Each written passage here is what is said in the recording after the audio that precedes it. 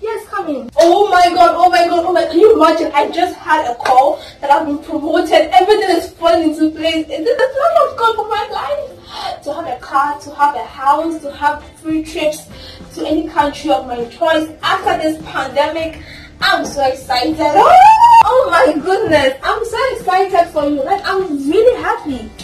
Wow, that's congratulations. Yesterday we were talking about the plan of God for our life as well. You remember we said we have to know what God has in store for us. So I'm happy. I'm really happy. So do you have plans? Oh please. Listen, I'm so happy for you, but I really want us to get to know the plan of God for our life. So this is what we are going to do.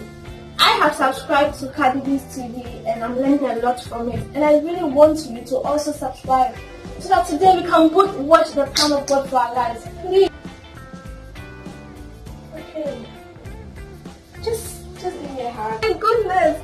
Oh my god. Congratulations everyone, and thank you so much for clicking on this video to watch. God bless you. Today we are talking about God's plan, or God's plan for our lives. Now before we talk about it, we have to know God's plan for mankind in general. Now God has a plan for mankind, but mankind think that God plan for us is to, have the money, have the houses, do the business, have investments, have family, and some tiny kids walking around the house. But that is not the plan that God has for us only. God has 4 among others. The main 4 plans that God has for us is to reach out to others about Him. Tell people about Him, His saving grace and His salvation. The second plan that God has for us is for us to, be conformed into the likeness of Jesus Christ. The third plan is for us to grow in grace and in knowledge of Him. The fourth plan is for us to love others just as He has loved us. That will be a problem. Loving others just as He has loved us. God give me grace. Now, to know God's plan for your life, you need to do these things. First, spend time with God. Seek Him, get to know Him and not about Him. You can get to know someone very well, or you have heard about the person. God doesn't want to be the one you have heard about. He wants to be the one you know. So get to know God so that He can be able to reveal His plans for you. Also, renew your mind. Take every worldly things off your mind and fill your mind with the word of God. Now in Romans chapter 12 verses 2 says that, let us not conform to the patterns of this world, but be transformed with the renewal of our minds. The next one is to obey and seek godly advice.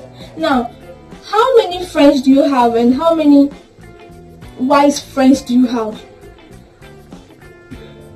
The book of Proverbs chapter 11 verses 14 says that, where there is no counsel, the people fall, but where there are multitude of counselors, there is safety. So how many friends do you have who can give you godly advice? Now the next one is, allow God to speak to you. Let God speak to you. In John chapter 10 verse 27, Bible says that, my sheep knows my voice. I know them and they follow me. That means God speaks to His sheep, and the sheep knows the shepherd's voice, and then they follow Him. So that means God is ready to talk to you when you are ready to listen, and you have a relationship with Him, of course. And the last one is, ask questions and trust in the Lord. Ask all your questions you want to ask God and trust in Him, because in Proverbs chapter 3 verses 5 to 6 says that, trust in the Lord with all your heart, lean not unto your own understanding, in all your ways acknowledge Him, and He will definitely direct your path. How do you ask questions? It comes with a form of acknowledging God. When you acknowledge somebody, it means you tell the person, you report to the person, you ask, should I take this move? Should I wait? Should I do this? What do you want me to do? God, speak, I'm listening. That kind of thing. You are acknowledging Him in everything that you do, and He wants to be part of your life. Now, why am I telling you to trust the Lord? Now, I'm telling you to trust the Lord because, number one, you are handmade, you are customized, you are original, you are authentic, you are not synthetic, you are not second-hand, you are, how do I put this? You are perfect. Because Jeremiah chapter 1 verse 5 says that before I formed you in the womb, I knew you and I set you apart. That means God knows you. He has had you in mind. And Psalm 139 verse 16 says that before I was born, you knew me and you scheduled all my day. Everything I will do is be recorded in your books. God knows you, like He knows you before you even came into being.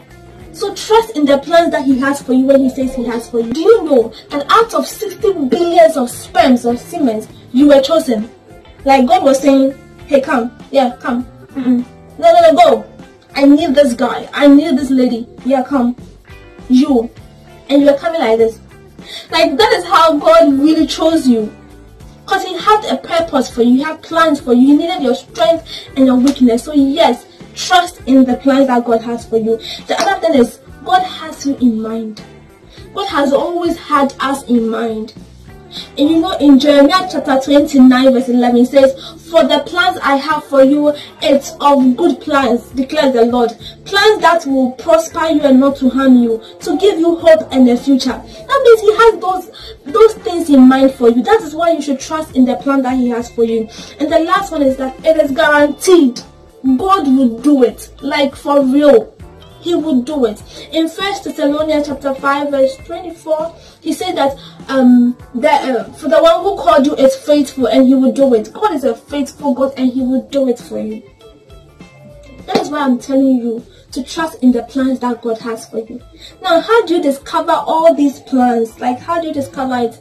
The first one, know your personality. Know who you are. Know your temperament. What makes you happy? What makes you sad? What are your strengths? What are your weaknesses? What would you tolerate? Like, know who you are as a person. Then, identify your natural abilities. What are you good at? What do you suck at? Like, do all these things. And then know your spiritual gifts. What are the gifts that God has given unto you? If you don't know, there is a way to find out your spiritual gift. I'll talk about it in some other video. Know your spiritual gifts, and also what drives you, what motivates you to do more for God, what pushes you to get the best.